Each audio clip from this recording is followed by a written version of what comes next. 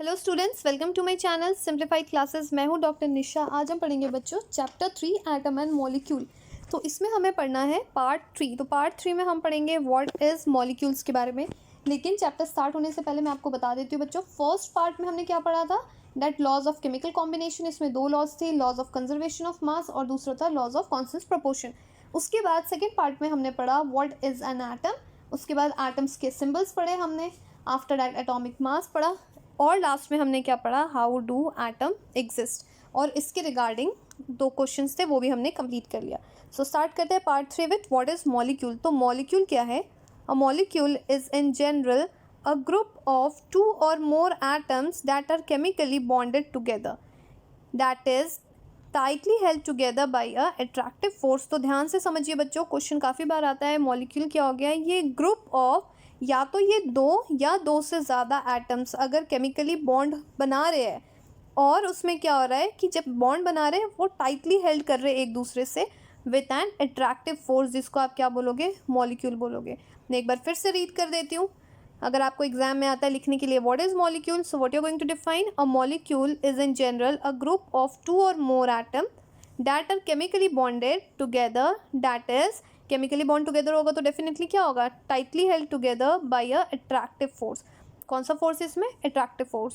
Next is a molecule can be defined as the smallest particle of the element और a compound that is capable of an independent existence and shows all the properties of that substances. तो एक तरफ से आप ये तो definition हमने बता ही दिया, और दूसरा आप ये भी बता सकते हो कि मॉलिक्यूल को कैसे डिफाइन कर सकते हो, एक smallest particle of an element या फिर किसी कंपाउंड का स्मॉलेस्ट पार्टिकल, और वो कैपेबल है और वो इंडिपेंडेंट एग्जिस्टेंस शो करता है, और जितनी भी प्रॉपर्टीज है उसमें सब्सटेंसेस की सारी प्रॉपर्टीज वो शो करेगा।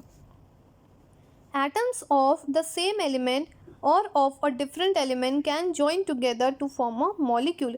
So atom या तो सेम एलिमेंट का हो या फिर डिफरेंट एलिमेंट का हो, वो एक दूसरे से ज्वाइन करके क्या बनाएंगे? मॉलिक्यूल बनाएंगे। तो समझ में आया पहले मॉलिक्यूल क्या है? चलते बच्चों नेक्स्ट पेज पे। Next is molecules of element. अब क्या है? जो एलिमेंट्स के मॉलिक्यूल है वो क्या क्या है? The molecules of an element are constituented by the same type of atom. इसमें क्या है? मॉलिक्यूल्स में सेम टाइप ऑफ एटम को कॉन्स्टिट्यूट कर रहा है। Molecules of many elements such as argon, अगर हम बात करते हैं आर्गन की, मतलब Ar हो गया, और हीलियम, उसका सिंबल क्या हो गया? कैपिटल H, और small E etcetera are made up of only one atom of that element. तो इसमें इस एलिमेंट में क्या हो गया? सेम टाइप ऑफ एटम, मतलब वन एटम से ये बना हुआ है। But this is not the case with most of the non metal. लेकिन ये हमेशा नॉन मेटल्स के साथ नहीं होता। अगर आप बात करोगे कैसे, for example molecules of oxygen consist of 2 atom of oxygen. So oxygen कैसे लिखते हो आप? O2 लिखते हो, तो उसमें क्या हो गया बच्चों? 2 ऑक्सीजन है, मतलब 2 एटम ऑफ ऑक्सीजन प्रेजेंट है, and hence it is known as a diatomic molecule. तो इसमें क्या हो गया? 2 एटम्स प्रेजेंट है, तो आप इसे क्या बोलोगे? डायटोमिक मॉलिक्यूल, जिसको आप क्या लिखते हो? O2 लिखते हैं हम हमेशा ऑक्सीजन को। लेकिन अगर कह रहा है if the atom of oxygen unite into a molecule, अगर 3 अगर उसमें एटम्स प्रेजेंट होंगे, जैसे ऑक्सीजन में क्या हो गए? 2 एटम्स प्रेजेंट है, तो आपने उसको क्या बोला? डायटम्स बोल दिया।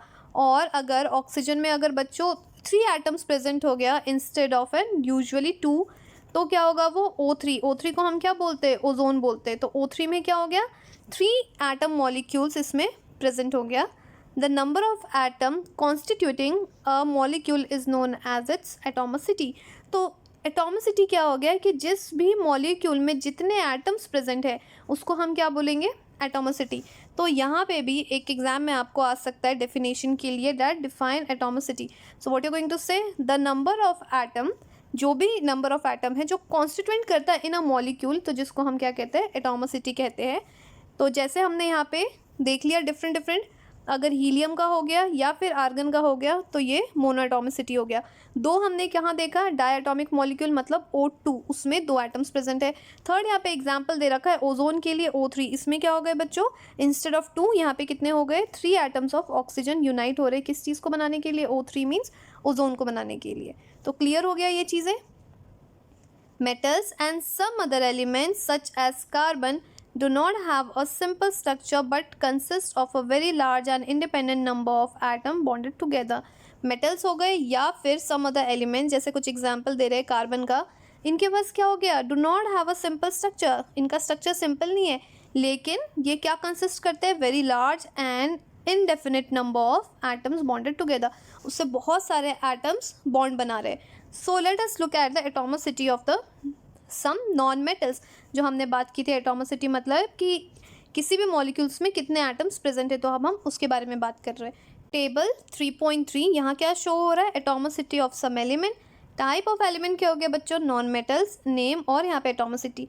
अगर हम बात करते हैं आर्गन तो ये मोनोएटॉमिक, हीलियम क्या हो गया, मोनोएटॉमिक। ये हमने आर्गन और हीलियम के बारे में यहीं पे पढ़ लिया था, जब हमने देखा यहाँ पे क्या है, मोनोएटॉमिक है। ऑक्सीजन डायटॉमिक, ये भी हम देख चुके हैं, that is O2। Hydrogen H2 हम लिखते हैं, तो ये क्या हो गया, डायटॉमिक। नाइट्रोजन ये भी क्या हो गया, diatomic, that is N2। Chlorine ये भी क्या हो गया बच्चों, डायटॉमिक, मतलब क्या हो गया, Cl2 लिखते हैं हम। Phosphorus tetratomic, P4। After that sulphur polyatomic, sulphur में क्या हो गया, हम S8 लिखते हैं, तो इसमें क्या हो गया, पॉलीएटॉमिक, बहुत सारे एटम्स प्रेजेंट है। तो अगर आपसे एग्जाम में आता है एटॉमिसिटी बताने के लिए, तो आप क्या लिखेंगे, the number of atoms constituting a molecules is known as its atomicity. उसके बाद अगर आप देना चाहो तो ये एग्जाम्पल्स देके आप समझा सकते हो, सो डैट आपको अच्छे मार्क्स मिल जाए।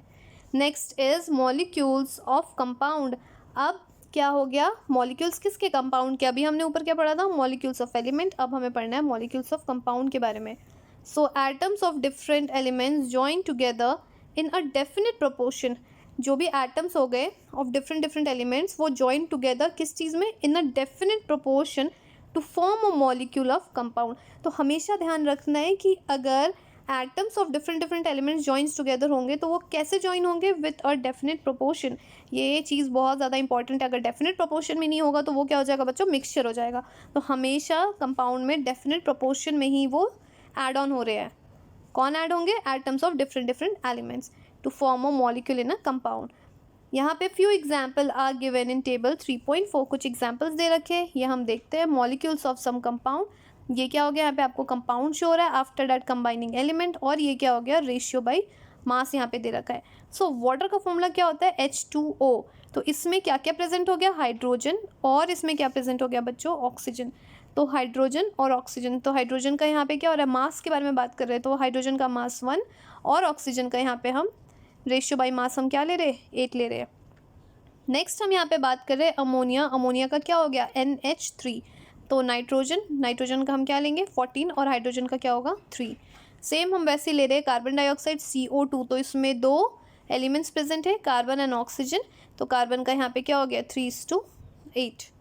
अब यहाँ पे एक एक्टिविटी दे रखा है, इसी चीज़ को अच्छे से समझने के लिए, refers to the table 3.4 by ratio by mass of the atom present in the molecule, and the ratio यहाँ पे क्या हो गया 3:2 for atomic mass of the element. Find the ratio by the number of the atom of the element in the molecule of the compound given in table 3.4. 3.4 में जो दे रखा है आपको, उसके बाद the ratio by the number of the atom for a water molecule can be found as follow. तो यहाँ पे वाटर मॉलिक्यूल का हम कैसे निकालेंगे, तो यहाँ पे ये देखिए एलिमेंट दे रखा है, तो एलिमेंट क्या हो गया, हाइड्रोजन एंड ऑक्सीजन, हमें पता है। वाटर कैसे लिख रहे हैं, H2O, जो ये वाली दे रखी है, ये कैसे है H2O। तो रेशियो बाई मास, हाइड्रोजन का 1 और ऑक्सीजन का क्या हो गया 8। उसके बाद यहाँ पे क्या दे रखा है, एटॉमिक मास 1 हो गया, और ऑक्सीजन का क्या हो गया 16 हो गया। यहाँ पे बात कर रहे हैं बच्चों mass ratio upon atomic mass, तो मास रेशियो क्या हो गया, यहाँ पे 1 है, एटॉमिक मास क्या देखा है यहाँ पे 1, तो क्या हो गया 1:1। नेक्स्ट वैसे ऑक्सीजन का दे रखा है, ये देखिए mass ratio upon atomic mass, तो रेशियो बाई मास क्या हो गया 8 हो गया, एटॉमिक मास क्या हो गया अपॉन 16। तो यहाँ पे हम क्या देख रहे हैं, यहाँ पे आंसर आपका निकल गया 1, यहाँ पे क्या निकल गया 1/2। लेकिन अगर यहाँ पे क्या दे रखा है, हमें पता है दस the ratio by number of the atom for water is H और O का रेशियो, तो H2O, तो H में कितना होता है 2 है, तो यहाँ पे अगर सिंपलेस्ट रेशियो देखा जाए तो क्या होगा बच्चों 2, और यहाँ पे ऑक्सीजन का क्या निकला है 1, तो ऑक्सीजन तो 1 है ही, तो क्या हो जाएगा 2:1। तो समझ में आ गया ये कैसे शो कर रखा है। Next is what is an ion, ion क्या है। अब compound composed of the metals and non metals contain a charge species, compound क्या कंटेन कर रहा है, जो कि कंपोज किससे, मेटल्स और नॉन मेटल से कंपोज तो है, पर वो क्या कंटेन कर रहा है, 4 स्पीसीज़ को कंटेन कर रहा है। द 4 स्पीशीज़ आर शोन या फिर आर नोन एज आयन। तो जो भी 4 स्पीसीज़ है आप उनको क्या बोलते हो, आयन्स बोलते हो। तो ये भी बहुत ज़्यादा इंपॉर्टेंट है। आप क्या बताओगे अगर कोई एग्जाम में पूछता है डिफाइन आयन, तो पहले तो आप बताओगे जो भी कंपाउंड है वो कंपोज किससे, मेटल्स एंड नॉन मेटल्स से, और वो क्या कंटेन कर रहे हैं, 4 स्पीसीज़। तो इसी 4 स्पीसीज़ को हम क्या बोलते हैं बच्चों, आयन बोलते हैं। सो आयन में consist of a single charge atom. Ion या तो सिंगल चार्ज एटम को कंटेन कर सकता है और a group of atom that have a net charge on them, या फिर ग्रुप ऑफ एटम को कंटेन कर सकता है जिसके पास नेट चार्ज है। An ion can be negatively और पॉजिटिवली चार्ज। आयन क्या हो गया बच्चों, या तो वो नेगेटिवली चार्ज हो सकता है या तो वो पॉजिटिवली चार्ज हो सकता है।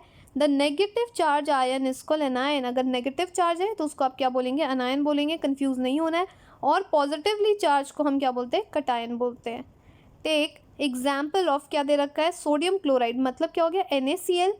It's constituent particles are positively charge, जैसे सोडियम Na, तो Na के ऊपर कौन सा चार्ज हो गया, positive charge. And the negatively charge क्या हो जाएगा, क्लोरीन पे, दैट इज Cl नेगेटिव।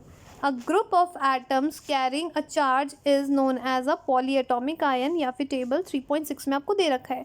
तो ये क्या हो गया, ये क्या शो कर रहा है कि अ group of atom carrying a different charge. जैसे हमने एग्जाम्पल लिया NaCl का, तो Na का क्या हो गया ऊपर पॉजिटिव चार्ज और Cl क्या हो गया negatively charge. We shall learn about more the formation of the ion in chapter 4। तो चैप्टर 4 में इसके बारे में और हमें डिटेल स्टडी करनी है। टेबल हम पहले देख लेते हैं बच्चों 3.5 में। सम आयनिक कंपाउंड, क्या हो गया, आयनिक कंपाउंड हो गया, कॉन्स्टिट्यूटिंग एलिमेंट्स है, और यहाँ पे क्या दे रखा है, रेशियो बाई मास। तो यहाँ पहला देखिए ये क्या है, कैल्शियम ऑक्साइड, तो क्या हो गया, कैल्शियम एंड ऑक्सीजन है। रेशियो बाई मास क्या हो गया, 5:2। मैग्नीशियम सल्फाइड, मैग्नीशियम सल्फाइड में क्या देख रहे हो, मैग्नीशियम एंड सल्फर है, 3:4। नेक्स्ट इज सोडियम क्लोराइड, तो ये क्या हो गया, सोडियम एंड क्लोरीन, इसमें क्या हो गया, 23:35:35.5, बिकॉज ये क्या हो गया, क्लोरीन का मास हमेशा क्या होता है, 35.5। तो सोडियम क्लोराइड का क्या बोलोगे, 23:35.5। तो कुछ मासेस है जो कि आपको ध्यान रखना है।